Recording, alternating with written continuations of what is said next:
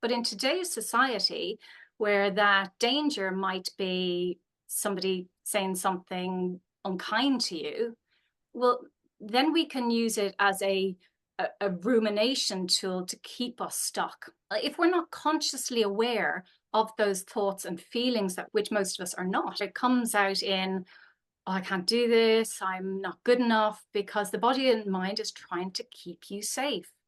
Whereas if you challenge that using tools like positive psychology, ask for the evidence. So if we're having thoughts like that, I'm no good, we can say, but you are good. Look at all the incredible things that you're doing. So we have to retrain our brains, our minds to start to look for the good. Hi, and welcome to the Art of Value Whispering podcast. I'm your host, Melitta Campbell, business coach and value whisperer. And if you are looking for a way to elevate your business, to have influence and a positive impact while staying true to your values and without having to be loud, you're in the right place. That's what we explore on this show. And in the last few episodes, the plan-episodes, we looked at how we can plan our businesses for success in 2025. And today I'm excited to speak with Zeena Hicks, otherwise known as the Positivity Doctor, about how we can stay on track with those goals. How can we address any negative self-talk that comes up along the way, any challenges that we face? How can we use positive psychology to make sure that we can flow towards even our biggest goals in 2025? But before we dive into that, I want to invite you to join the Magnetic Messages Challenge, which will be starting on the 3rd of February. It's a 4-day challenge. It's completely free. And every day you're going to learn how you can craft messages that authentically speak to your ideal clients, that bring them into your world and help them to start experiencing the difference that you can make in their lives. Through the challenge, you'll start to get more clarity around your value proposition, what it is that you have to offer your ideal clients, how you help them with their big challenges and how to communicate that, and how to create messages that inspire action. And overall, you'll learn how to discover how to attract more of your dream clients with more ease, confidence, and joy. So I hope you will join us. As I say, it's completely free. It takes about, the masterclasses are 20 minutes a day. Then you'll have some work to do, which can take you 10-15 minutes. And then there's a live Q&A, a live coaching session with me at the end of every day, so that you can do the work and then come with your questions. You can get further insights and support as you move through the challenge. If you'd like to join us for that challenge, go to melittacampbell.com/challenge. And of course, I'll put the links in with the show notes as well. Okay, so back to the show and let's welcome Zeena. Hi, Zeena. Welcome to the podcast. Oh, thank you, Melitta. Thanks for inviting me. Really delighted to be here. Yeah, and I've been just waiting for the perfect time to bring you on because we've been talking about planning in December and what does it take to make good on your plans. And one thing that we've done is we've planned together and then we meet every week. We're accountability buddies to keep each other on track and motivated, and it's worked brilliantly. But I have been all the time thinking, I need to get Zeena on my podcast. But then I thought, the first episode where we're going to talk about how do you make this your best year yet is perfect, because you are the Positivity Doctor. You're all about positive psychology. How can we get things done in a way that feels completely in alignment? And we are always looking to do better, being our authentic self through the work that we do. And so I couldn't have picked a better person to start the year with. But before we launch into how can people make their best year yet, I'd love it if you could share with the audience a bit of your story and how you got to where you are today. Wow. Okay. So I'm known as Positivity Doctor, and that name was gifted to me by many of my clients who, for many years, were saying, "Oh, you're always so positive. How do you stay so positive?" And I'm like, "Oh, I don't know." And actually, I don't personally see myself as an uber positive person. I am definitely not a sycophantic, everything is wonderful all of the time. In fact, I do have a natural tendency to lead a little bit towards kind of the negative catastrophe side of things. But what I've done over the years is refined that tendency and not blocked it out. It's still there. It still kind of comes to greet me every now and again. But I have made a conscious choice to not get bogged down by negative things happening or some of the more challenging sides of life, which is so easy to do, and to either reframe or take some time out, reflect, and look at the lighter and more fun things within life. And most of that came around the time that I had children, because I noticed probably by the time they were 4 or 5 that my mood had a huge influence on them. So if I had had a day at work, and while we're very nice normally to our children in front of them, and you put on that everything is amazing face, they can still feel it. And it's not only in the home, it's not only with children, it happens in the workplace. You know, we know with colleagues when they might be a little bit off, and sometimes we take that personally. So if we meet someone, either a friend or a colleague, or maybe someone we don't know, and they're a little bit more curt to us, we might take that personally. Okay, what have I done? That's a bit rude. And we don't really kind of delve into what else is happening within that person. So I learned a lot about that. And using the Positivity Doctor has helped me get my work much broader. So I work in a lot of executive coaching. I work in organizations. I also work in education. And I work with a lot of families as well to help them become a positive contagion within the household or within the work environment, which I think is really key and important and very valuable in this day and age. Yeah. And I've really seen that through my work as well, that we help people identify their value and then they weave that through everything that they do. But Yeah. they have to start speaking about what they do. And once they know their value, they do start to speak about their business and their work differently, but only if they really believe in that value first. So that's a real big thing there. Yes. So I want to dive into how positive psychology can help with that self-leadership, that self-belief side of things. But before we do, can you tell people a little bit about what positive psychology is? How is that different to all the other mindset tools out there? Yeah, and it's a great question. Positive psychology is essentially the science of either what makes life most worth living. And also it's the scientific study of well-being, happiness, values, strengths. So it's more looking at the good rather than at the bad, and making that conscious choice to focus on the better aspects of life. But it's more about the scientific study. So it's empirically validated. So that means it does have a large body of research behind it. And it's an umbrella term for a lot of some of the well-being tools and strategies we have out there, such as mindfulness, reflectiveness, strengths-based values, as in value whisperer, and lots of the other two, gratitude, acts of kindness. So the reason why I was very much drawn to positive psychology in particular is because I'm very aware that one size does not fit all.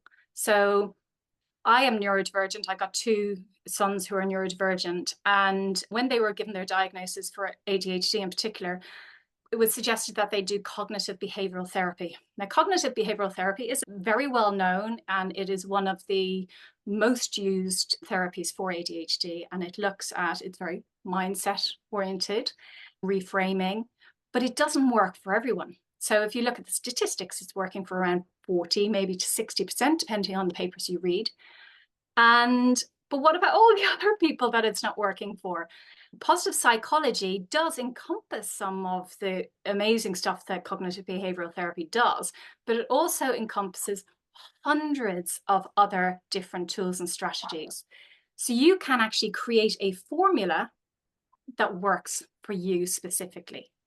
And I actually wrote a book called 28 Days of Positivity that offers 28 days of different tools that enables you to choose what works for you and create your own formula for happiness, if that makes sense. Yeah, I love that, creating your own formula for happiness. And I've read the book, it is brilliant. And it's simple because it's just one day, hey, try this exercise and reflect on this. I was like, oh, this is really easy. So yeah, that's a great one. Thank you.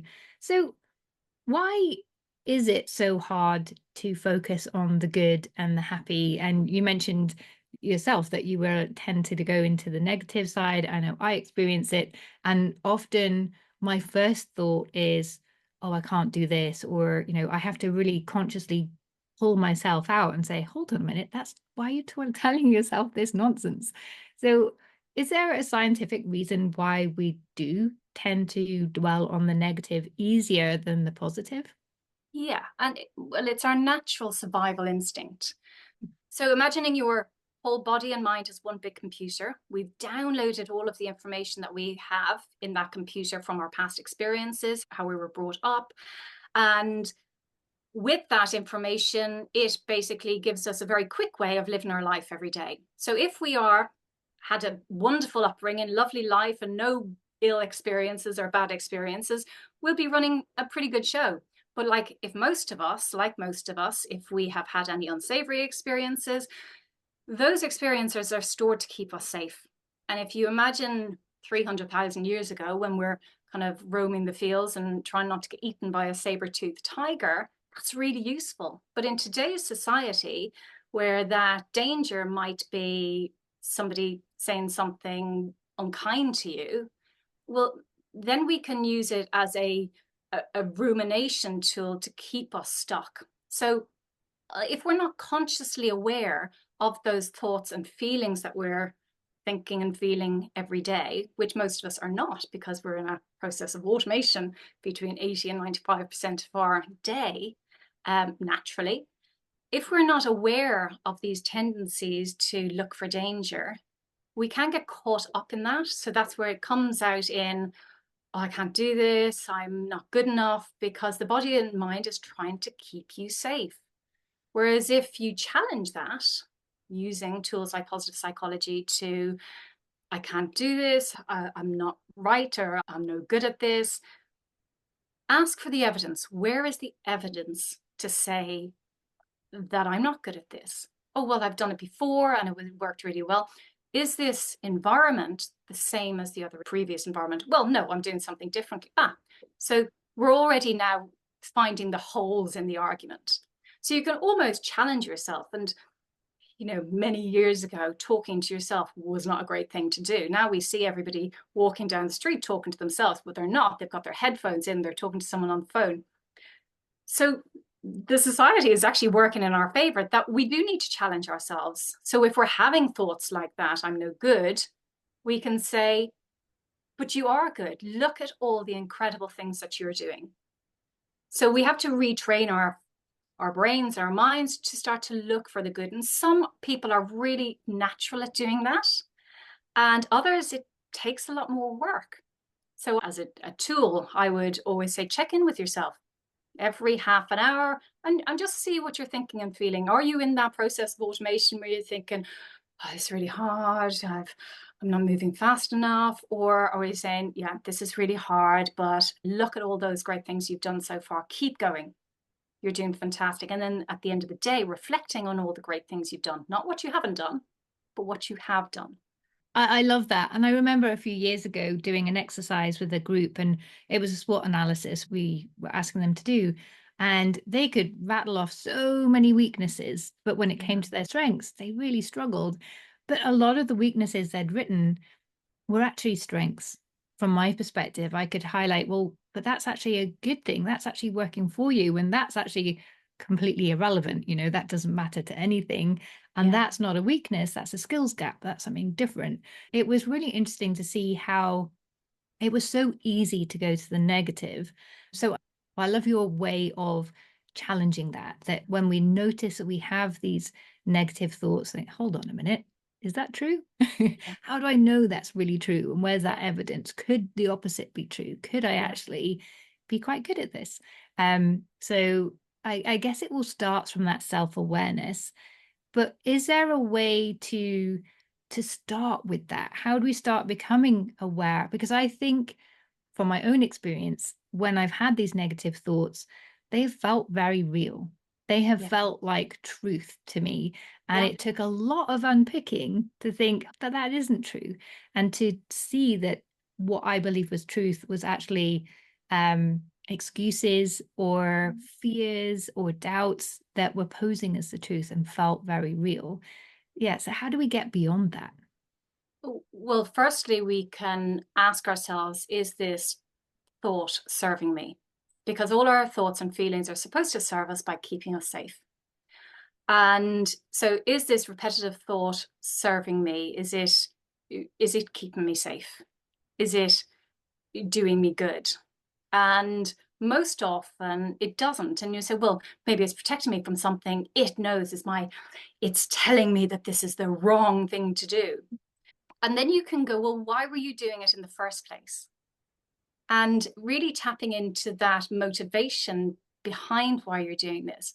Well, let's say you want to quit a day job to go set up your own business, and you think, oh, but if I do that, I'm risking all of this. And so, well, why did you want to do it in the first place? Well, I wanted to have more freedom, and I wanted to spend more time with my children, or I want to show, the world what I can do.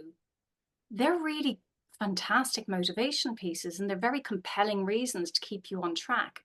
So things like honing in on why it is you're doing something, what it is you want to do rather than you don't want to do. So I don't want to give up my job and have no money. I don't want to be a failure. I don't want this. But what do you want? Oh, well, I want to reach for the stars. I want to spend this time with my children and, go and see their matches and go and see their ballet performances or whatever that is. I want to have the freedom and the time. I want to have more fun. I want to meet more people. I want to show the world what I can do. Now, those, if you're focusing on them, are so much more powerful than the I don't want. So you can almost use that time when saying I don't want to do this, and it can be it's a process and it's a challenge to do sometimes, but saying okay, what is it that I want to do, what is it that I want to achieve, and acknowledging, thank you body and mind for keeping me safe, thank you for sharing all of the things that you feel from my past experiences, from my computer, that you feel is going to be a challenge or a problem, that the danger. Thank you for showing me the danger. But I'm confident that I can do it, or I'm confident that I've got all the tools, or that this is a better path. And while it might feel uncomfortable, it doesn't mean it's wrong, or it doesn't mean it's bad for me.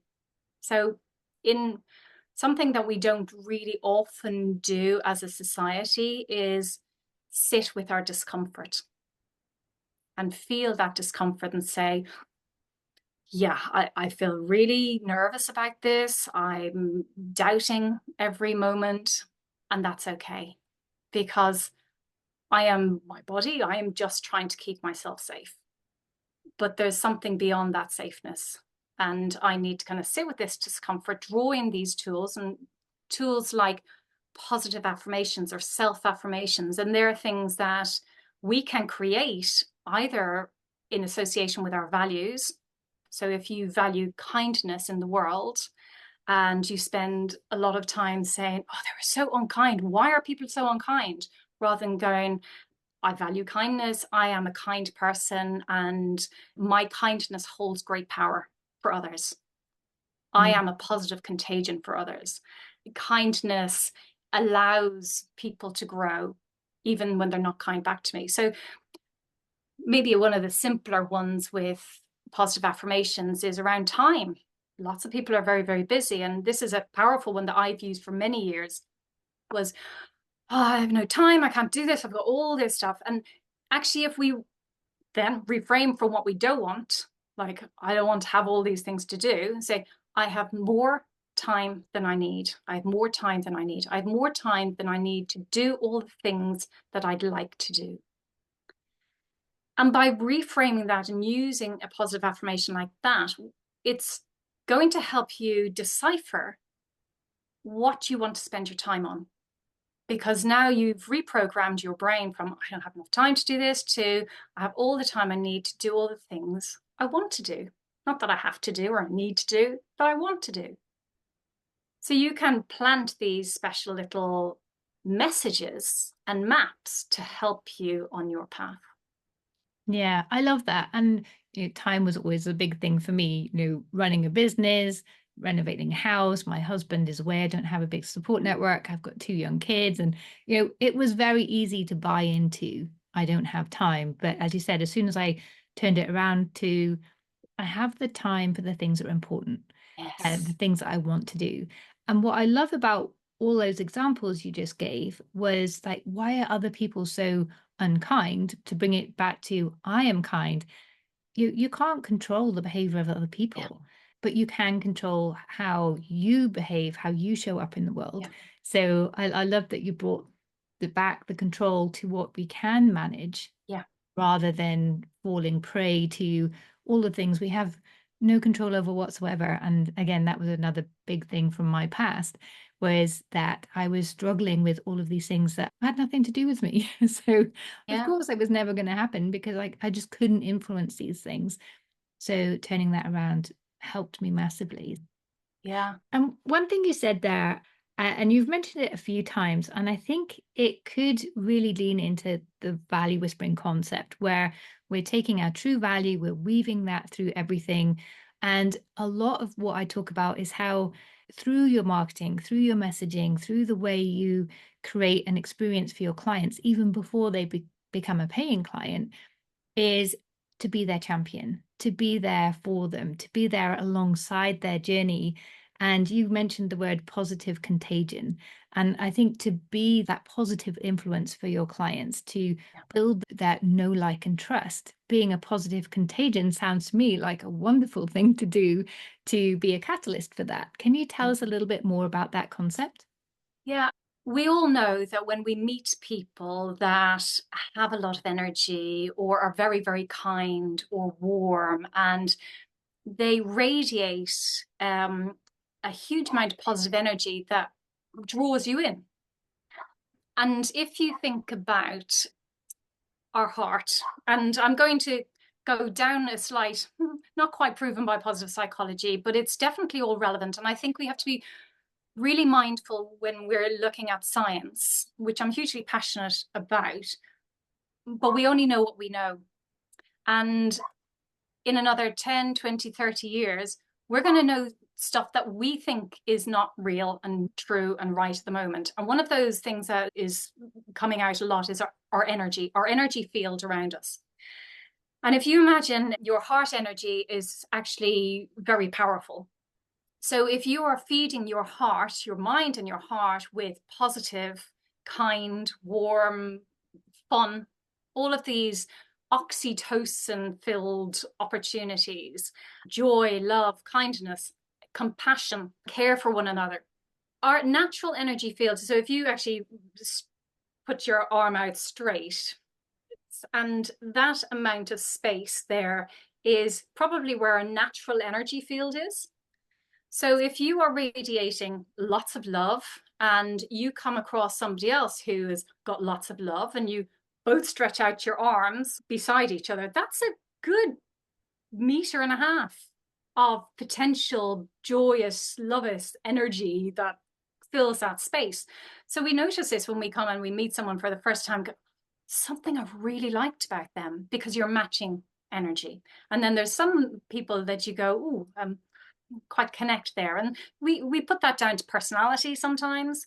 And it doesn't mean that they're not a kind, good, loving person, but there might be some challenges that are happening there or something they haven't quite worked through that you may pick up on. But what is extraordinary using the positive contagion is, whilst we can't change other people, we can influence them. Mhm. And we all will have known this when we come across somebody who has been quite unkind or grumpy, and you've chosen not to match that energy. You've chosen to be really, really kind to them. And this is what a lot of really great retail organizations do through customer service. So a very, very grumpy person comes and says, this is wrong. And you go, oh gosh, okay, God, that must be really upsetting for you. Let me sort that out straight away. Now tell me what it is you need. So you're kind of giving them more kindness than they are giving you grief. And you'll find at the end, so I'm really sorry, I got a bit emotional about that. And it's perfectly understandable. And you have disarmed them. Now, you've not changed that person, but you have influenced them. And we don't always recognize this, that we have such a powerful opportunity to go out in the world and positively influence others. But we can't do that if we're not looking after ourselves. So being a positive contagion starts with self-awareness, starts with self-care. It starts with understanding what our needs are, and our needs will change. And it also understands that our environments will be different. So lots of people say, well, how do you stay positive when everything is crashing around you and there's nothing to be positive about? But there is always something to be positive about. And we've got to sometimes look for those things. And again, another powerful tool is the power of gratitude. If we can find things to be grateful for, even when it feels like there's nothing to be grateful for, it offers a spark. And if you imagine you're in a room of darkness and you want to be able to see, you turn on the light. And if we think of ourselves when we're in a period of darkness, to be able to see, we need to turn on the light. And that light comes in the form of gratitude, kindness, joy, fun, all of those oxytocin pieces. And sometimes that light might only be teeny tiny. But if we feed the light and put energy into that light and focus on that light, it will grow. And going back to science, Hebb's law, who says neurons that fire together wire together. And that's your brain. Where your focus goes, your energy flows. So if we want that light to get brighter, we've got to feed it. We've got to focus on it more. We've got to do more of it.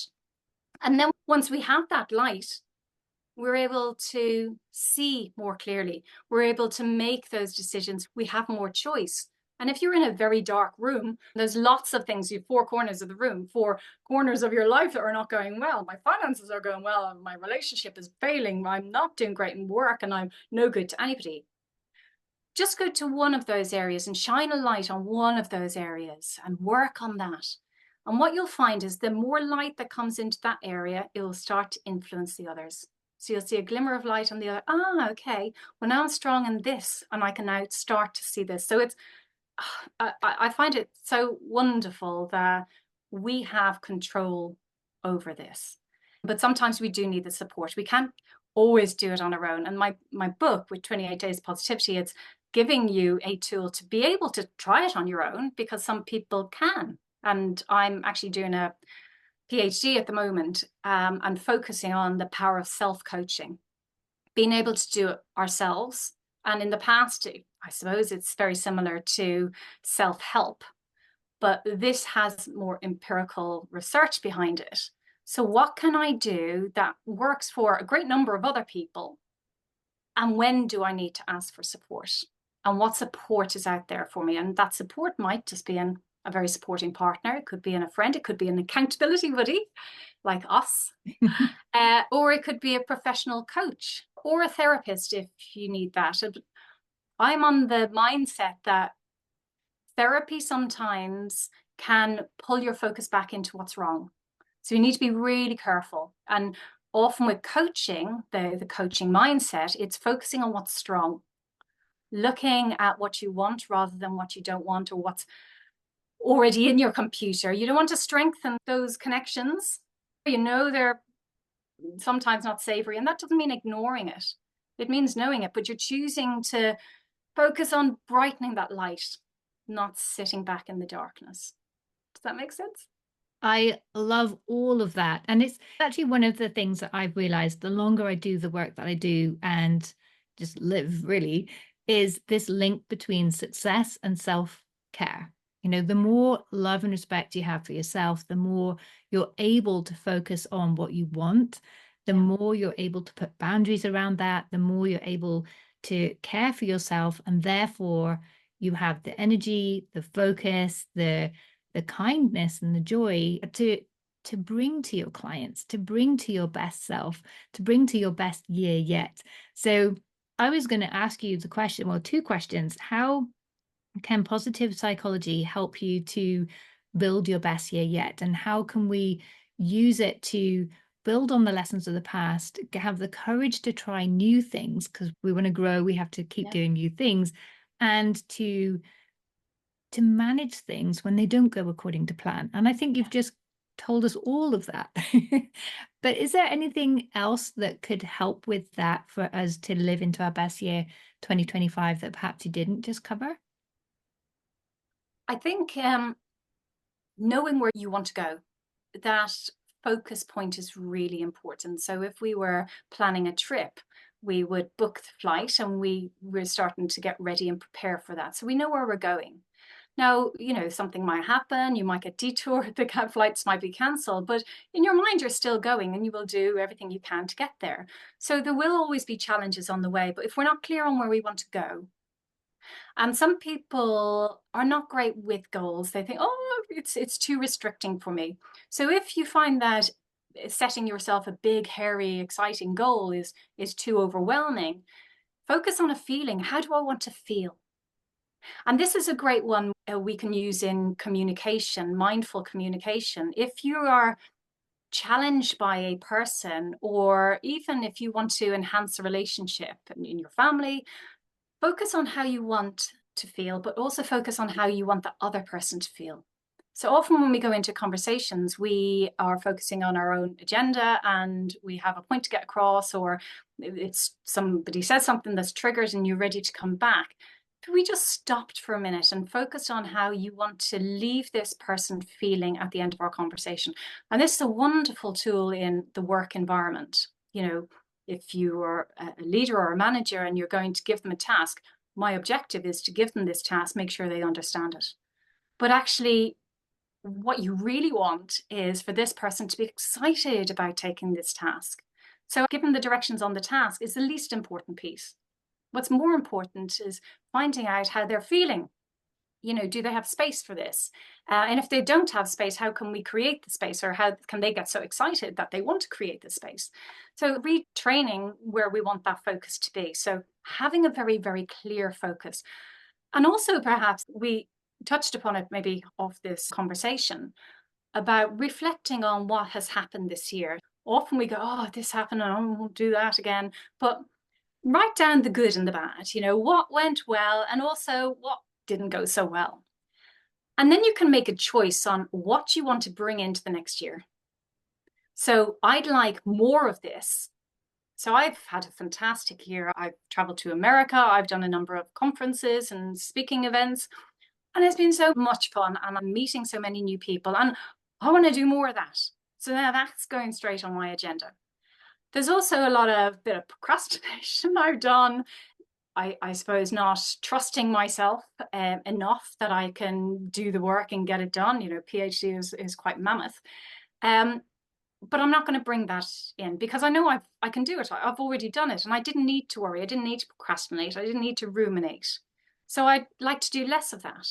But to do less of that, I need to be aware that that might be a natural tendency when I get busy. So if I'm not in my conscious awareness and not relying on my downloaded program, I might go into that rumination. I might do this. So I need to make a conscious awareness. What will I put in place to not stay in that space too long? It doesn't mean it won't happen. The most positive people are not happy all of the time. You've got to have light with the shade.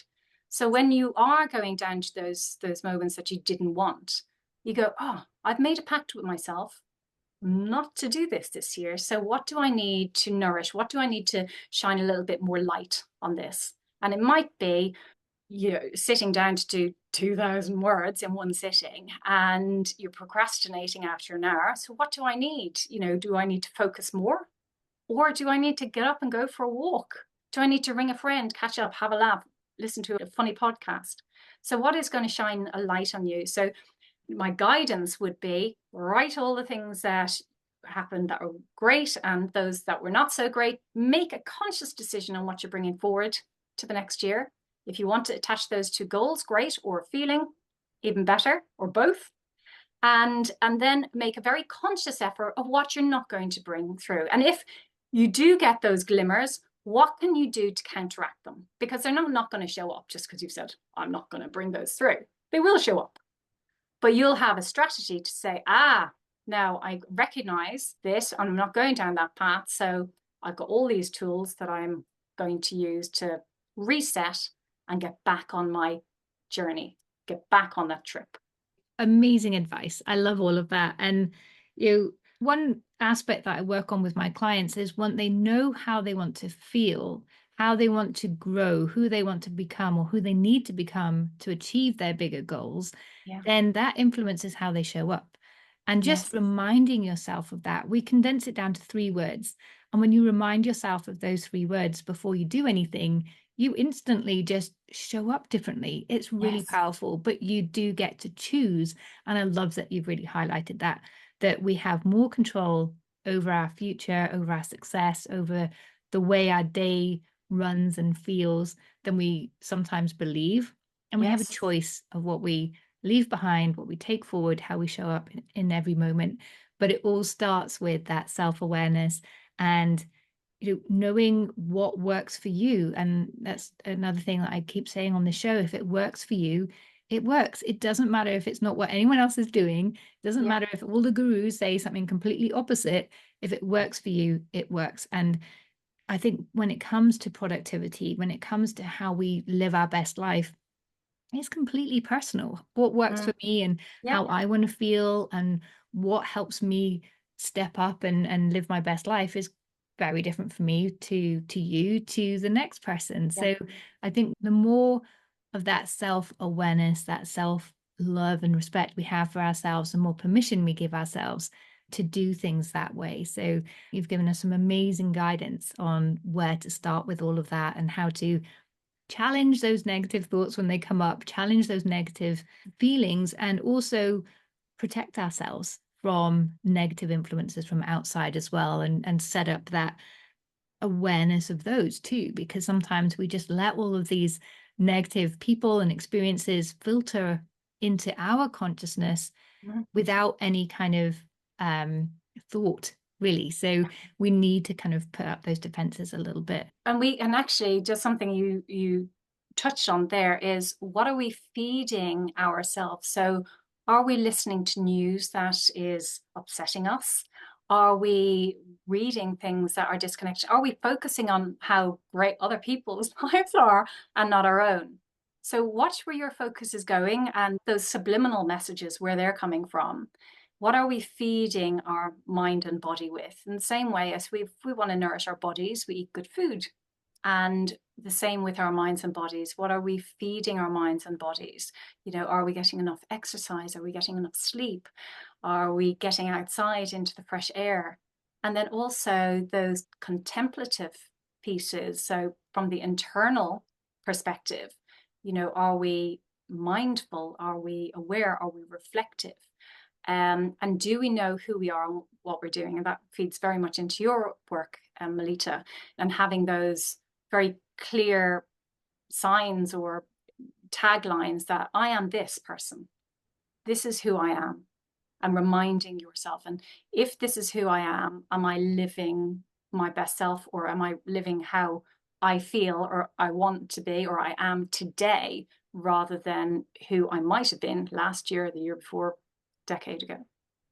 Brilliant advice to end on. Zeena, thank you so much. So if people want to really kickstart this year, it sounds like, and I can testify to the fact that your book is a brilliant place to start. Can you remind us of the title? 28 Days of Positivity, How to Crush Negativity and Release a Lifetime of Greatness in Less Than a Month. And it's on Amazon if anybody would like to. Oh, I've got a copy here. So there we go. Brilliant. 28 Days of Positivity.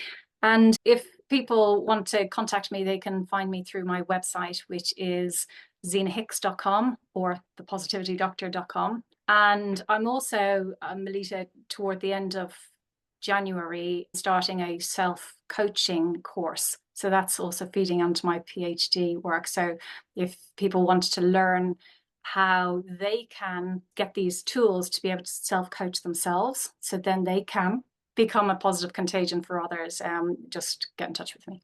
Sounds amazing. And I did just a really short, I think it was an hour exercise years and years ago on self-coaching. And that's what led me to develop the victory formula, which was how I stopped becoming shy and started to get out and start networking, which eventually led to the Shy Girl's Guide to Networking book and a whole journey in that respect. But it all started with just a little bit of self-coaching. So yeah, I think I'm going to be signing up for that course. It sounds brilliant. Wonderful. Thank you so much, Melitta. Thanks, Zeena. And I'm sure it won't be the last time we speak to you on the show. Oh, thank you. Bye. Lovely to meet everyone virtually. I hope you have enjoyed this episode and have taken away lots of ideas and inspiration to help you make 2025 your best year yet. I'd love to hear what you have taken away, what you're planning to do next. Come and join the discussion in the Dream Clients Club. You'll find us at melittacampbell.com/club. It's the community that's free to join, and you can share your insights, your ideas, your questions in the group there. Meantime, don't forget to come and join the Magnetic Messages Challenge. It's a free 4-day challenge that will help you elevate your business through messages that really connect and have a positive impact for your audience, helping you bring more of your dream clients into your business and supporting you in having your best year yet. Again, that's a free 4-day challenge. You can find out all the details at melittacampbell.com/challenge. I'm your host, Melitta Campbell, business coach and value whisperer, and I look forward to seeing you again next week on Wednesday. That's a new updated schedule for 2025. We're here every Wednesday, not every Thursday. So I look forward to seeing you next week. Bye for now. And I nearly forgot. Do you remember last year, towards the end of October, I was giving a TEDx talk at TEDx Swansea? Well, that talk is now live. You can find it on the TEDx channel on YouTube. The title is An Introvert's Guide to Having Quiet Impact. And I've created a short link as well. So if you go to melittacampbell.com/TED, that will direct you straight to the video. And I would love to hear your thoughts on that. Give that a watch. Let me know what you think. And if you know anyone in your network who would benefit from hearing that talk and its messages, then do feel free to share that as well. And thank you to all of you for your support so far. It's already had 600 views and more than 80 comments. So I am so grateful for you all taking the time to watch the talk and give your feedback. And so many of you have shared it, I know, with your networks as well. So a big thank you to all of you. And yeah, those of you that haven't watched it yet, I can't wait to hear what you think.